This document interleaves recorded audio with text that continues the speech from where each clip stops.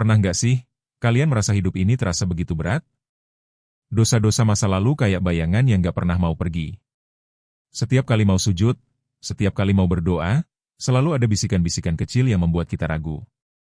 Ah, masa sih Allah mau ngampunin lu? Dosa lu tuh banyak banget, 70 tahun lu hidup mungkin nggak ada habisnya kalau dihitung. Pernah merasa seperti itu? Saya yakin, hampir semua dari kita, termasuk saya sendiri, pernah ada di titik itu. Titik di mana kita merasa kotor, merasa hina, dan merasa sudah terlalu jauh untuk kembali. Tapi, pernahkah Anda membayangkan, di tengah keputusasaan yang menghimpit itu, ada satu kabar besar yang mungkin selama ini tidak pernah kita gali lebih dalam. Satu kabar yang mengatakan bahwa dalam satu waktu yang singkat, bahkan mungkin hanya 1 jam, ada kesempatan untuk membersihkan semuanya. Bukan 1 tahun, bukan 2 tahun, tapi 70 tahun dosa. Angka yang fantastis, bukan? Angka yang bahkan mungkin melebihi usia kita di dunia ini. 1 jam yang bisa mengubah status kita di sisi Allah, dari seorang yang terdaftar sebagai calon penghuni neraka, menjadi seorang yang dicintai dan diampuni. Saya tahu, kedengarannya mungkin terlalu muluk, terlalu indah untuk jadi kenyataan.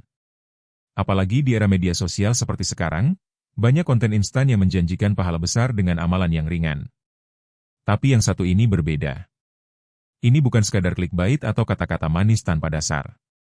Ini adalah sebuah rahasia waktu yang diajarkan dalam Islam, yang sayangnya, sangat jarang dibahas di mimbar-mimbar umum. Mungkin karena keutamaannya yang begitu besar, sampai-sampai kita tidak menyadari betapa kita sering melewatkannya begitu saja. Baiklah, sebelum kita masuk ke inti dari rahasia waktu 1 jam ini, mari kita sama-sama merenung sejenak. Coba kita ingat-ingat lagi, dalam sehari semalam, adakah satu waktu di mana kita benar-benar merasa connecting dengan Sang Pencipta? Waktu di mana kita tidak hanya sekadar menggugurkan kewajiban, tapi benar-benar menghadirkan hati? Atau jangan-jangan, kita selama ini hanya menjalani ritual harian seperti robot? Sholat ya sholat, tapi hati melayang kemana-mana. Baca Quran ya baca, tapi mulut komat kamit, pikiran malah mikirin kerjaan atau tagihan bulanan. Kalau begitu, mungkin kita belum menemukan esensi dari 1 jam yang akan saya ceritakan ini. Rahasia waktu 1 jam itu ada di sepertiga malam terakhir. Tepatnya, sekitar 1 jam sebelum waktu subuh tiba. Bukan waktu Isya, bukan waktu maghrib, tapi waktu di mana kebanyakan manusia terlelap dalam mimpi terindahnya. Waktu di mana dinginnya malam menusuk tulang, selimut terasa begitu hangat dan bersahabat, dan bantal seolah memeluk kepala dengan erat, berbisik, tidurlah, masih lama sampai subuh. Di saat itulah, pintu langit terbuka lebar-lebar. Di saat itulah, Allah turun ke langit dunia dengan penuh kemuliaan. Bukan turun secara fisik seperti makhluk, tapi turun dengan sifat keagungannya, menunjukkan betapa dekatnya Dia dengan hamba-hambanya yang mau berusaha mendekat. Dalam sebuah hadits qudsi yang diriwayatkan oleh Imam Bukhari dan Muslim, Rasulullah Shallallahu Alaihi Wasallam bersabda, "Rabb kita turun ke langit dunia pada setiap malam, yaitu ketika tersisa sepertiga malam yang terakhir. Lantas Dia berfirman, siapa yang berdoa kepadaku, niscaya akan aku kabulkan. Siapa yang meminta kepadaku, niscaya akan aku beri. Siapa yang memohon ampunan kepadaku, niscaya akan aku ampuni." Subhanallah, bayangkan keagungan momen itu. Raja dari segala raja, penguasa alam semesta, membuka pintu istananya dan berseru kepada kita, hambanya yang seringkali lalai, ada yang mau minta? Ayo, minta sekarang. Aku janji, aku kabulkan. Ada yang mau minta ampun? Ayo, cepat. Aku janji, aku ampuni, sebesar apapun dosamu. Tapi sayang, saat panggilan agung itu datang, mayoritas dari kita sedang sibuk mendengkur. Sibuk mengejar mimpi yang bahkan belum tentu kita ingat esok harinya. Lalu, apa hubungannya 1 jam ini dengan dosa 70 tahun? Angka 70 tahun di sini mungkin bukan angka pasti yang harus dihitung secara matematis. Ini adalah simbol dari kebesaran ampunan Allah. Ini adalah sebuah metafora yang menunjukkan bahwa dosa sebanyak apapun, selama 70 tahun sekalipun, kalau Allah mau mengampuni, itu hanya butuh waktu 1 malam. Atau bahkan 1 jam di malam itu. Coba kita renungkan kisah nyata yang fenomenal, kisah tentang seorang pembunuh 99 nyawa. Dalam sebuah hadits yang juga sangat masyhur, dikisahkan ada seorang laki-laki Bani Israel yang telah membunuh 99 orang. Karena penasaran apakah masih ada pintu taubat untuknya, ia mendatangi seorang pendeta dan bertanya. Sayangnya, sang pendeta malah berkata, tidak ada taubat untukmu. Lalu, dengan amarah atau mungkin juga karena putus asa, si pembunuh ini malah membunuh pendeta itu. Genaplah 100 nyawa melayang di tangannya. Sekarang dia telah membunuh 100 orang. Sebuah beban dosa yang tak terbayangkan. Namun, fitrah manusia yang mencari Tuhan tidak bisa dipadamkan begitu saja. Dia bertanya lagi kepada orang alim yang ia temui. Orang alim ini bijak. Ia tidak berputus asa dari rahmat Allah. Ia berkata, siapa yang dapat menghalangimu untuk bertaubat? Pergilah ke negeri ini dan itu, karena di sana ada sekelompok orang yang beribadah kepada Allah. Beribadahlah bersama mereka dan jangan kembali ke kampung halamanmu, karena itu adalah tempat kejelekan. Maka berangkatlah pria itu dengan penuh harap. Namun di tengah perjalanan, ajal menjemputnya. Saat nyawa di kerongkongan, dengan sisa tenaga ia berusaha merangkak, berusaha mendekat ke arah negeri yang baik itu. Hingga akhirnya ia meninggal di antara dua negeri. Malaikat rahmat dan malaikat azab pun berselisih. Siapa yang berhak mengambil ruhnya? Allah pun memerintahkan untuk mengukur jarak antara kedua negeri. Kepada negeri mana ia lebih dekat, maka itulah yang berhak. Ternyata, karena usaha terakhirnya yang luar biasa, ia lebih dekat 1 jengkal ke negeri kebaikan. Maka Allah pun mengampuninya. Subhanallah. Seorang pembunuh 100 nyawa diampuni hanya karena 1 tekad kuat untuk bertaubat dan 1 langkah terakhir menuju kebaikan. Lalu bagaimana dengan kita yang mungkin dosanya hanya sebatas ghibah, ria, maksiat mata, atau hati yang keras? Apakah kita pantas berputus asa? Nah, disinilah pentingnya rahasia waktu 1 jam itu. Waktu di mana keputusan besar bisa diambil. Waktu di mana kita, seperti si pembunuh 100 nyawa tadi, bisa merangkak keluar dari negeri kejelekan, kita menuju negeri kebaikan, Allah. Waktu sepertiga malam adalah waktu yang paling mustajab untuk bertaubat. Ini adalah waktu di mana Allah secara khusus membuka pintu ampunan seluas-luasnya. Saya pernah mendengar dari seorang guru, beliau berkata, tahukah kamu, di antara seluruh waktu yang ada, sepertiga malam terakhir adalah waktu di mana Allah pamer kepada para malaikat tentang hamba-hambanya yang sedang bermunajat? Allah berfirman kepada malaikat, lihatlah hambaku ini. Dia tinggalkan tempat tidurnya yang empuk, tinggalkan istrinya yang hangat, tinggalkan mimpinya, hanya untuk berbisik kepadaku. Demi kemuliaanku, aku malu untuk tidak mengabulkan permintaannya dan tidak mengampuni dosanya. Luar biasa, bukan? Bayangkan, rasa malu Allah kepada hambanya yang berusaha. Kalau kita punya teman yang baik, lalu kita meminjam uang padanya, dan dengan susah payah dia mengembalikan meski dalam kondisi sulit, pasti kita akan merasa sungkan dan menghargai usahanya. Apalagi Allah yang Maha Pemurah, bagaimana mungkin dia menyia-nyiakan usaha hambanya yang bangun di kegelapan malam hanya untuk memohon padanya? Maka dari itu, 1 jam di sepertiga malam ini adalah waktu yang bisa menghapus dosa 70 tahun. Karena di saat itulah kita benar-benar mengakui kehambaan kita. Kita tidak lagi sombong. Kita tidak lagi merasa hebat. Kita tidak lagi mengandalkan jabatan, harta, atau popularitas. Kita datang kepada Allah dalam kondisi compang-camping, dalam kondisi hati yang hancur lebur, mengakui segala kelemahan dan keburukan kita. Di saat itulah, air mata bisa mengalir dengan derasnya. Bukan air mata tangisan karena kehilangan harta atau jabatan, tapi air mata penyesalan yang tulus. Pernahkah kita mengalami, saat sendirian di malam hari, tiba-tiba teringat dosa-dosa lama? Mungkin dosa kepada orang tua yang sudah meninggal dan belum sempat kita minta maaf. Mungkin dosa pernah menyakiti hati teman, atau mungkin dosa yang hanya kita sendiri dan Allah yang tahu. Di saat seperti itu, biasanya setan akan datang membisikkan keputusasaan. Udah, gak guna lo nangis-nangis. Dosa lo terlalu gede. Allah gak bakal ngampunin. Mending lo tidur, besok lo ulangin lagi aja dosanya. Tapi jangan percaya itu. Itu adalah tipu daya setan yang paling jahat. Justru, ketika kita merasakan penyesalan yang dalam, itu adalah tanda bahwa iman kita masih hidup. Itu adalah undangan dari Allah untuk segera kembali kepadanya. Maka, manfaatkan 1 jam itu. 1 jam sebelum subuh, bangunlah. Jangan langsung ambil wudhu dan sholat jika badan masih berat. Duduklah sejenak, rasakan dinginnya malam, hirup udara segar, dan mulailah berbisik kepada Allah. Katakan padanya apa adanya. Katakan, ya Allah, aku malu. Aku malu datang kepada MU dengan kondisi kotor begini. Tapi aku gak punya siapa-siapa lagi selain Engkau.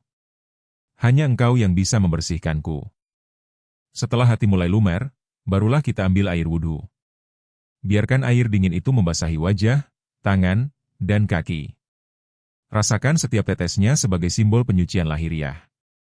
Lalu, dirikanlah sholat malam. Entah itu sholat tahajud, sholat hajat, atau sholat taubat. Tak perlu lama-lama kalau belum terbiasa. Yang penting istiqomah. 2 rakaat, 4 rakaat, terserah. Yang paling penting adalah kehusyukan hati. Dan di dalam sujud terakhir, di saat posisi kita paling rendah, disitulah kita bisa mencurahkan semua isi hati. Sujud adalah momen di mana kita sedekat-dekatnya dengan Allah. Rasulullah Shallallahu Alaihi Wasallam bersabda, keadaan seorang hamba yang paling dekat dengan Tuhannya adalah ketika ia sedang bersujud, maka perbanyaklah doa di dalamnya. HR. Muslim. Disitulah, sambil air mata mungkin bercucuran, kita bisa memohon ampun atas dosa 70 tahun itu. Satu persatu kita ingat, lalu kita serahkan semuanya kepada Allah. Saudaraku, mungkin ada yang bertanya, apakah dosa 70 tahun itu benar-benar bisa dihapus dalam satu malam? Jawabannya, kembali kepada Allah. Yang perlu kita pahami adalah, ampunan Allah itu tidak terbatas. Dalam surat Az-Zumar ayat 53, Allah dengan tegas berfirman, katakanlah, wahai hamba-hambaku yang melampaui batas terhadap diri mereka sendiri. Janganlah kamu berputus asa dari rahmat Allah. Sesungguhnya Allah mengampuni dosa-dosa semuanya. Sungguh, Dialah yang Maha Pengampun lagi Maha Penyayang. Ayat ini turun untuk siapa? Untuk orang-orang yang merasa dirinya terlalu berdosa. Ayat ini adalah oksigen bagi jiwa-jiwa yang hampir mati karena sesak oleh dosa. Allah memanggil kita dengan panggilan mesra, wahai hambaku yang melampaui batas, bukan, wahai para penjahat, atau, wahai para pendosa. Ini menunjukkan bahwa meski kita telah melampaui batas, status kita tetap hambaku. Seorang ayah, meski anaknya nakal, tetap akan memanggilnya, nak. Apalagi Allah yang Maha Pengasih. Lalu, kenapa waktu 1 jam ini jarang dibahas? Mungkin karena memang berat untuk dilakukan.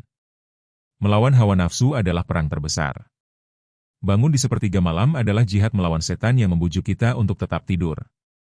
Inilah kenapa pahalanya begitu besar. Karena ia melibatkan pengorbanan. Pengorbanan waktu, tenaga, dan kenyamanan. Semakin besar pengorbanan, semakin besar pula ganjaran yang disiapkan. Coba kita lihat orang-orang sukses di dunia ini. Para CEO, atlet top, atau seniman hebat. Mereka rela bangun pagi-pagi buta untuk berlatih atau bekerja. Mereka rela mengorbankan waktu tidurnya demi kesuksesan dunia yang fana. Lalu, bagaimana dengan kita? Apakah kita tidak rela mengorbankan 1 jam tidur untuk kesuksesan akhirat yang abadi? Untuk mendapatkan jaminan ampunan dari Allah? Ini adalah investasi yang tak ada tandingannya. Dalam 1 jam, kita bisa membersihkan portofolio dosa kita selama 70 tahun. Tidak ada bank di dunia ini yang menawarkan program penghapusan utang seperti itu. Saya teringat kisah tentang seorang ulama salaf, namanya Sufyan Ats-Tsauri. Beliau adalah seorang ahli ibadah yang luar biasa. Suatu malam, beliau menangis terseduh-seduh dalam syalatnya. Saking kerasnya tangisan, sampai-sampai anaknya terbangun dan bertanya, "Wahai ayah, apa yang membuatmu menangis? Apakah karena dosa?" Sufyan Ats-Tsauri menjawab, "Wahai anakku, jangan kau remehkan dosa. Dosaku memang banyak, tapi yang membuatku menangis adalah karena aku takut aku tidak termasuk dalam golongan orang-orang yang diampuni di sepertiga malam. Aku takut seruan Allah, siapa yang minta ampun, aku ampuni, itu ditujukan untuk orang lain, bukan untukku." Lihatlah, bahkan seorang ulama besar sekalipun, merasa takut dan cemas. Ini mengajarkan kita bahwa urusan ampunan ini bukan main-main. Jangan pernah merasa aman dari siksa Allah, dan jangan pernah berputus asa dari rahmat Allah. Kita harus berada di posisi antara khauf, takut, dan raja, harap. Di sepertiga malam, kedua perasaan ini bisa kita satukan. Kita takut jika dosa kita tidak diampuni, dan kita berharap dengan sepenuh hati bahwa Allah akan menerima taubat kita. Lantas, bagaimana cara memulai kebiasaan mulia ini untuk kita yang mungkin belum terbiasa? Jangan terlalu memaksakan diri. Setan itu pintar. Kalau kita langsung memaksakan diri untuk sholat malam 2 jam, mungkin besoknya kita malah sakit dan kapok. Mulailah dengan perlahan. Misalnya, kita pasang niat sebelum tidur. Kita berdoa kepada Allah, "Ya Allah, aku ingin bangun di sepertiga malam terakhir, maka bangunkanlah aku.